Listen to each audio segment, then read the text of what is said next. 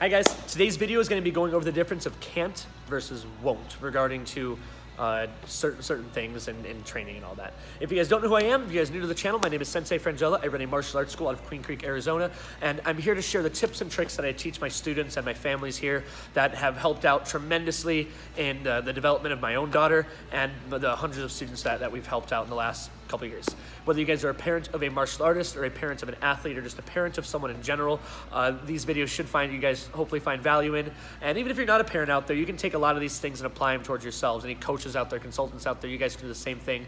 Take what we're talking about here and apply it to your own world, right? So let's get into it. Cant versus Wont. For my martial artists out there, for my martial arts students here this week, we're approaching a testing week. So I'm starting to hear a lot of the preemptive reasons of why they're going to fail or not do well at their tests. And one of the biggest ones I hear is, I just can't practice. I don't have the time to practice.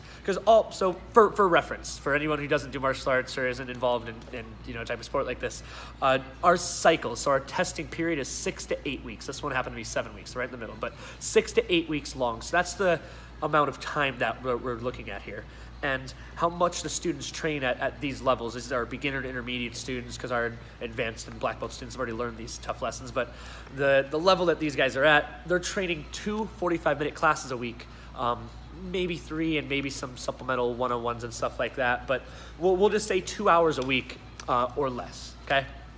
And what I tell them, what I teach them is I say, if you guys practice 5 minutes a day at home, you will make progress, you will be able to retain enough of this information, and you will be able to ask the right questions in class in order to improve and achieve your goals. You're setting yourself up for success. When you don't practice those 5 minutes a day, you set yourself up for failure, and it is 100% up to you and your responsibility to do those things. And a lot of the times that's really easy to do, but I still hear from a certain section of our demographic of our student base that I just couldn't do that. I can't practice. I can't find the time to train. And I look at them and I go, well, is it that you can't or is it that you won't? So they go, no, I just can't. I go to school. I get home. I have an hour worth of homework. I have to eat dinner. Then I come to my karate class here. When I go home, I have to finish my homework and get ready for bed. I wake up, I do it all again the next day. On the days I don't come to karate, I have to do my chores around the house, or I have to go with mom to help pick up sister doing this and that. So on the surface level, you go, man, that really sucks. That's a lot of time. That's a lot of little things that you got to do. And I get it. Like, you might not be able to find 5 minutes to practice. And then on top of that, like, we don't want our students to not have any free time and have to enjoy their personal life. It's all about balance. Without that personal life and without that, stuff they do that's just fun and relaxing to kind of cool off and blow off steam, they can't have the hard training things and going to school and be expected to do all these. So I get it. I don't want them to train 24/7. That's why I only ask 5 minutes a day. And when they start asking me that, and they start telling me that with that conversation that kind of goes on, I go, well, how about this? Could you wake up 5 minutes earlier, or maybe go to bed 5 minutes later? I bet mom or dad would be okay if you asked them to have 5 minutes of practice time before bed and drill that material. And again, for another reference point, the age range of students that I'm talking about, that this problem usually occurs with most is like 5 to 16-year-olds. Our youngest student is 4, our oldest students in their 60s, so we're all range of students here and everything. But the group I'm talking about, the demographic I'm talking about is our younger student base, right? So with that being said, 5 minutes in the morning isn't that much time. Like, you'd be surprised if you woke up. Gosh, I forgot who was talking about this. I think it was Rob Dyrdek, and he was explaining how he brought his wake up, his routine. Like, he woke up an hour, 2 hours earlier, and that equaled, like, throughout the year, he got an extra month worth of time that he could use for whatever he wanted. And I'm not saying everyone needs to do that, but 5 minutes is reasonable. 5 minutes is definitely a reasonable ask to say, well, if you woke up 5 minutes earlier, could you get all your chores done and then maybe find time later in the day to spend to practice? And almost 100% of the time, the kids kind of look at me and with this confused face and this kind of this frustration of I have no excuses. I can't say no to that. I can't, that makes total sense, man. You got me. And then they'll kind of grumble away, and maybe they practice, maybe they don't. It's not the point of the video. So when we are parenting, when we are coaching, we're trying to get our own personal life in check. Is the things that are holding you back things that realistically make it so you can't do this thing, or are you just unwilling to find the time or to think of the solution? And If you can't think of the solution, then maybe that's worth asking, but not going and just making the excuses first of when it's too late, by the way, of why you couldn't or why it just didn't happen. But instead looking at that early on and being able to say, I need help. How can I do this? What can I do? And that's kind of the talk that I have with my students here too. It's not just that you can't do it, because everybody can do the thing. It's just that you are unwilling to look for the ways to do the thing. So what you're really telling me is that you won't do it. And the same thing when we're talking about like the physical skills. So there's some times that I'll be teaching a new move, a new kick or something, right?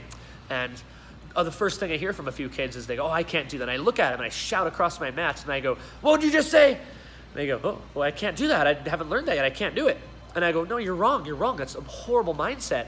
You can do it. You just don't have the knowledge to do it yet. So by you telling yourself that you can't, why would you say that? Why would you let your beliefs go to, I can't do that, I can't do something? We can do anything we set our minds to. Or we can get very close to anything we set our minds to, or at least acquire knowledge to help us get closer to that. So the first step on that, when the students say, I can't do that, Sensei, I'm not able to do that right now, I go, well, that's it, you can't do it right now. But do you think if you had all the information of the correct ways to do it, you'd have a better chance? Well, yeah. Okay, do you think that if you spent a couple days practicing it, you'd improve? Well, yeah. Do you think if you learned or heard some stories about other students who struggle with it as well and what they did to move past it and to overcome those obstacles, you would have a better chance of doing it? Well, yeah. So do you think you can do it? Yeah. Okay, well, why do we go right to the negative? Why do we go right to the I can't do this instead of just saying, oh, well, I'm going to learn? And that's really what it comes down to. It's not that they can't do anything, it's that they won't do it. They don't want to do it. They don't feel like they have the knowledge. They don't feel like they have the skill or the ability. And honestly, what I feel like it stems from is fear. I feel like this is a condition or a result of being afraid of failure, being afraid of not being perfect, or being afraid of not doing great at something.